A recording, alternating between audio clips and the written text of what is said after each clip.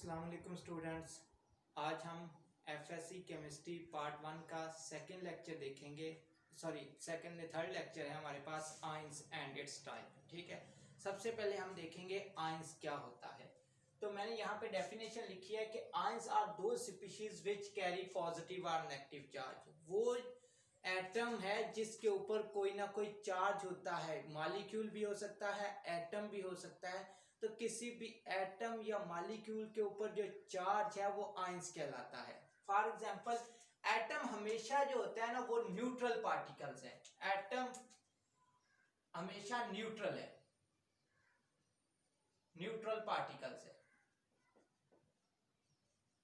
इसका मतलब ये है कि इसके ऊपर किसी भी एटम के अंदर, फॉर एग्जांपल अगर आप कार्बन ले लें, कार्बन का एटॉमिक नंबर होता है 6। तो इसका मतलब ये हुआ कि कार्बन के अंदर 6 इलेक्ट्रॉन है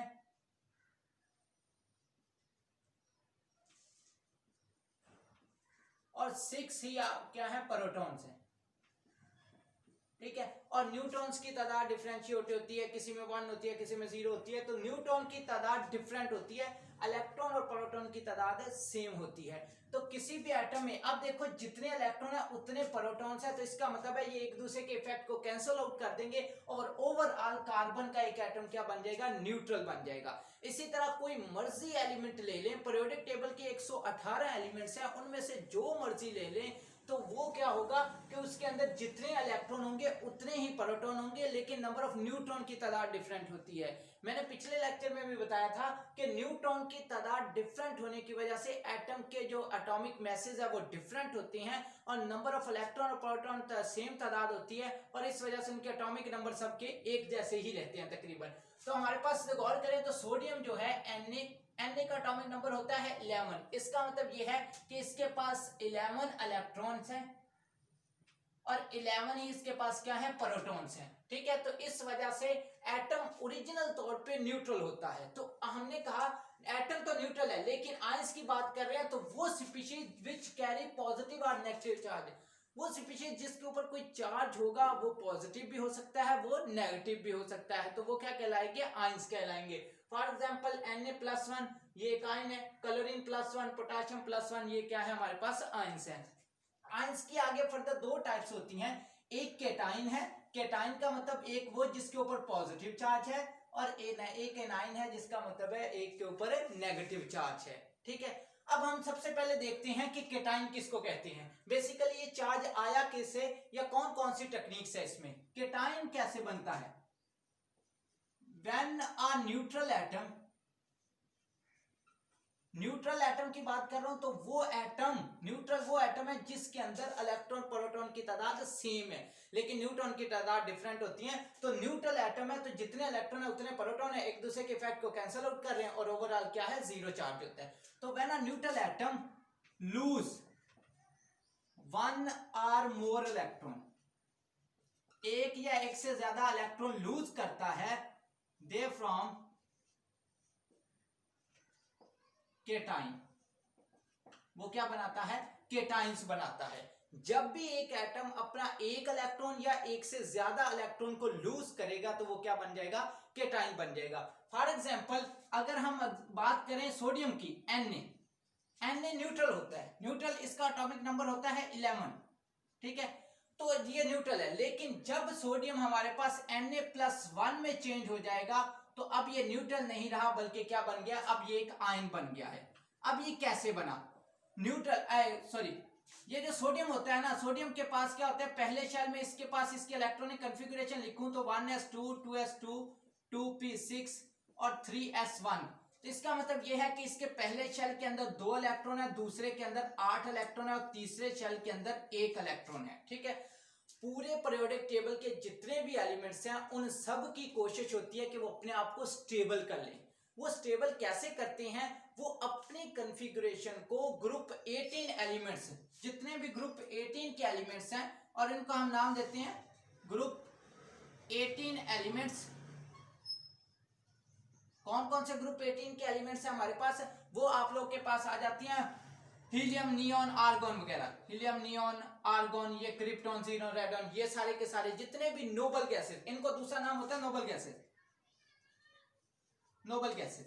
ठीक है, तो सारे एलिमेंट जितने भी बाकी पीरियोडिक टेबल के एलिमेंट हैं उनकी कोशिश होती है कि वो अपनी कॉन्फ़िगरेशन को नोबल गैस की कॉन्फ़िगरेशन के बराबर कर ले, हमेशा उसकी कोशिश होती है। ठीक है, तो अब यहाँ पे गौर करें तो नोबल गैस हीलियम का एटॉमिक नंबर होता है हमारे पास हीलियम का एटॉमिक नंबर होता है 2, नियोन का हमारे पास होता है 10, ठीक है, और आर्गन का हमारे पास होता है 18। अब देखो जरा, अगर तो ये मैंने कहा कि हर एटम की कोशिश होती है कि वो अपनी कॉन्फ़िगरेशन को किसके बराबर कर ले, नोबल गैस के बराबर कर ले। तो अब यहाँ पे गौर करो तो सोडियम के पास कितने हैं, 11 है। या तो ये क्या करे 7 लेके 18 कर ले, 7 एक्सेप्ट कर ले, 7 एक्सेप्ट, और कितने कर ले 18 कर ले, और या क्या करे एक लूज करके 10 कर ले। तो इसके पास ये वही रास्ता अप्लाई करेगा जो इसके लिए आसान होगा।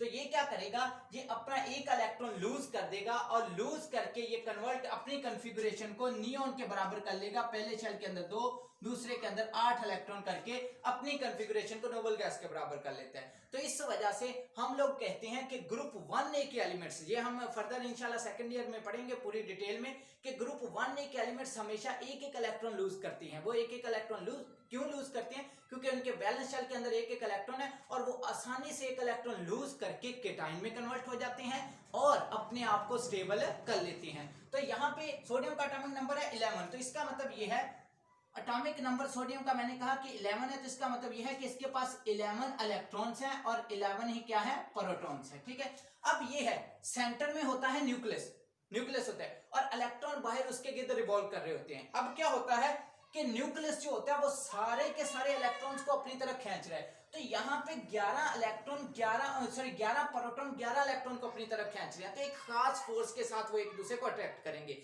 लेकिन जब सोडियम एक इलेक्ट्रॉन लूज कर देता है, सोडियम कन्वर्ट हो जाता है Na+1 के अंदर। ठीक है, तो +1 का मतलब यह है कि इसने 1 इलेक्ट्रॉन लूज, एक इलेक्ट्रॉन लूज कर दिया है। अब एक इलेक्ट्रॉन इसने लूज कर दिया है, तो इसका मतलब है इसके पास 10 इलेक्ट्रॉन रह गए हैं और 11 प्रोटॉन तो 11 ही है क्योंकि वो तो हमने निकाला ही नहीं। तो 10 इलेक्ट्रॉन रह गए और प्रोटॉन कितने हैं, 11। अब देखो पहले 11 इलेक्ट्रॉन 11 प्रोटॉन 11 इलेक्ट्रॉन को खींच रहे थे, अब 11 प्रोटॉन 10 इलेक्ट्रॉन को खींच रहे हैं। तो अब 10 प्रोटॉन ज्यादा फोर्स के साथ खींचेंगे, तो जब ज्यादा फोर्स के साथ खींचेंगे तो थोड़ा सा जो आखिरी वैलेंस शेल होता है सोडियम का वो न्यूक्लियस के करीब आ जाता है। तो यहाँ पे कौन सी चीज ज्यादा है, प्रोटॉन ज्यादा है या इलेक्ट्रॉन ज्यादा है, प्रोटॉन ज्यादा है। तो जो चीज ज्यादा होती है उसी को हम लोग, आप लोगों ने मैथ में भी पढ़ा हुआ है कि अगर हम लोग इस तरह से करें कि +5 हो और सॉरी आप लोग के पास +5 हो और -3 हो, तो बड़ी वैल्यू का साइन आ जाता है हमेशा साथ और दूसरी चीज को आप माइनस कर देते हो। तो यहाँ पे बड़ी वैल्यू है प्रोटॉन, प्रोटॉन के ऊपर पॉजिटिव चार्ज है, इस वजह से हम लोग सोडियम के ऊपर क्या लगा देते हैं, +1 चार्ज शो कर देते हैं। ठीक है,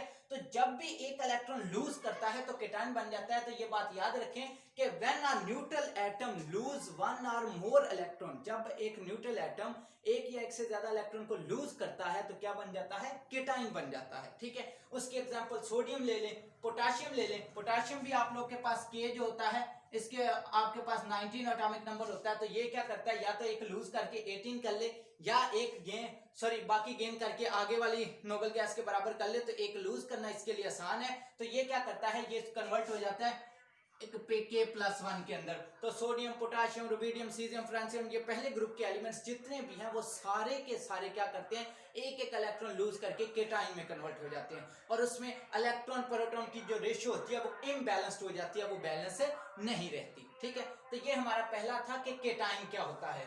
दूसरी चीज हमारे पास है इसमें एनाइंस क्या होता है। एनाइंस एक है हमारे पास केटाइंस और दूसरी हम बात करेंगे एनाइंस के बारे में। एनाइंस क्या होता है, व्हेन अ न्यूट्रल एटम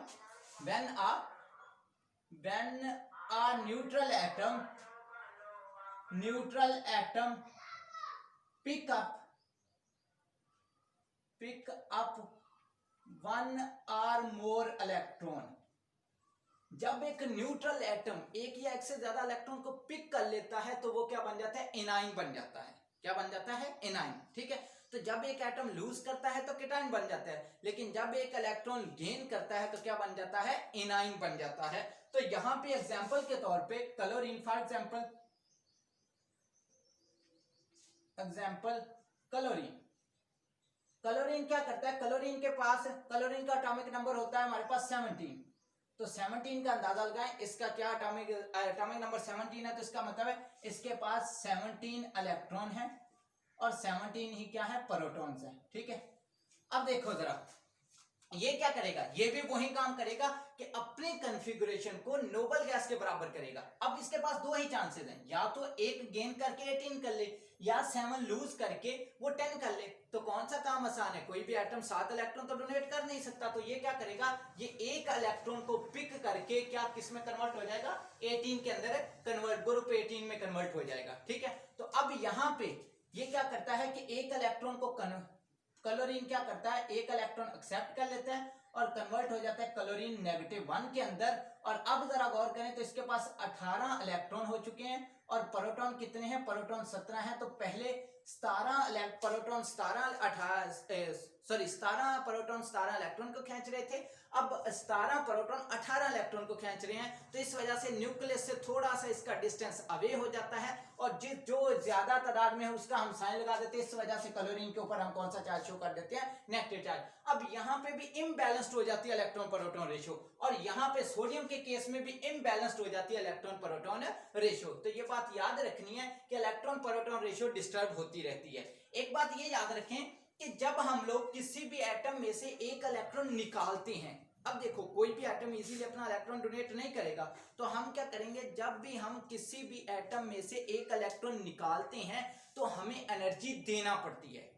किसी भी, आप फॉर एग्जांपल ये देख लें कि कहीं पे घर में आपने चोरी करनी है या कोई काम करना है ऐसा, तो आप क्या करेंगे, आपको थोड़ी सी पहले फोर्स लगानी पड़ेगी, कुछ ना कुछ मेहनत करनी पड़ेगी, तब जाके आप लोग अपना ओपिनियन या जो भी मकसद है वो हासिल कर सकते हैं। यहाँ पे भी वही काम होता है कि जब आप सोडियम में से एक इलेक्ट्रॉन निकालते हैं तो क्या होता है कि आप लोग को एनर्जी प्रोवाइड करनी पड़ती है।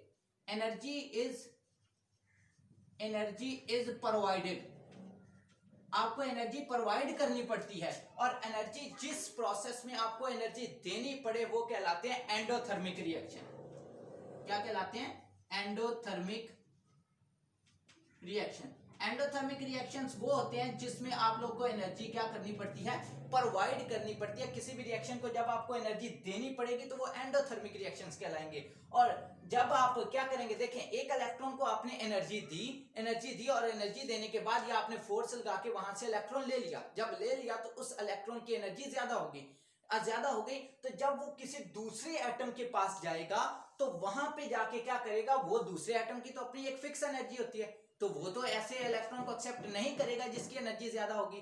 तो वो क्या करेगा, वो ये करेगा कि वो पहले उस इलेक्ट्रॉन से कहेगा कि भाई अपनी एनर्जी लॉस करके आ, अपनी एनर्जी अगर आप लॉस करोगे तो तब मैं अपने आखिरी शेल में आपको जगह दूंगा, या मेरे पास वेकेंट खाली जगह तो आप यहाँ पे कंपनसेट कर सकते हैं, रह सकते हैं। तो जितनी एनर्जी यहाँ पे एब्सॉर्ब करता है उसी इलेक्ट्रॉन को जब किसी दूसरे एटम में ऐड होता है तो एनर्जी जो होती है, energy released when an electron is added to the valence shell। जब आप वैलेंस शेल के अंदर इलेक्ट्रॉन को ऐड करते हैं तो एनर्जी वो क्या करता है, वो एब्सॉर्ब कर रिलीज करता है। यहां पे उसने एनर्जी एब्सॉर्ब की किसी भी एटम में से निकलने के लिए। जब भी आप लोगों ने इलेक्ट्रॉन निकालना है तो आपको एनर्जी देनी पड़ेगी, वो क्या कहलाएगा, एंडोथर्मिक रिएक्शन। और दूसरे केस में जब एटम में इलेक्ट्रॉन ऐड करेंगे तो वही एनर्जी आपको वापस मिलेगी, वो इलेक्ट्रॉन लूज करेगा, और ये हमारे पास क्या कहलाता है, ये कहलाता है endothermic reaction, sorry exothermic reaction, exothermic reactions कहलाएगा। ठीक है, एक्सोथर्मिक रिएक्शंस क्यों कहते हैं, क्योंकि अब इस प्रोसेस में हमें एनर्जी मिलती है, हमें कोई भी एनर्जी खारिज नहीं करानी पड़ती। वही बात है कि जब बॉन्ड ब्रेकेज होती है तो एनर्जी देनी पड़ती है, जब बॉन्ड फॉर्मेशन होती है तो एनर्जी मिलती है। यहाँ पे भी वही है कि जब आपने केटाइन बनाना है, पॉजिटिव आयन या केटाइन बनाना है तो एनर्जी आपको देनी पड़ेगी, और जब आपने एनाइन बनाना है तो आपको एनर्जी मिलेगी। तो ये एक मोस्ट इंपॉर्टेंट एमसीक्यूज है कि एक केटाइन बन जाता है, और केटाइन जो होते हैं वो एंडोथर्मिक रिएक्शंस देते हैं, और एनाइन क्या देते हैं, एक्सोथर्मिक रिएक्शंस। ठीक है, तो ये हमारा था एक आज का जो आयंस के बारे में कि आयंस क्या होते हैं। तो इसमें से जो मोस्ट इंपॉर्टेंट शॉर्ट क्वेश्चंस हैं जो आपको पेपर में आ सकते हैं वो ये है कि सबसे पहला क्वेश्चन तो है what is ion, what is ion, ions क्या होता है, give example, give example, ions क्या होता है उसकी एग्जांपल दें। तो आप कहोगे आयंस आर दो स्पीशीज विच कैरी पॉजिटिव और नेगेटिव चार्ज, और उसकी एग्जांपल सोडियम पोटेशियम जो मर्जी एग्जांपल दे दो। और दूसरा आपसे क्वेश्चन पूछा जा सकता है डिफरेंशिएट बिटवीन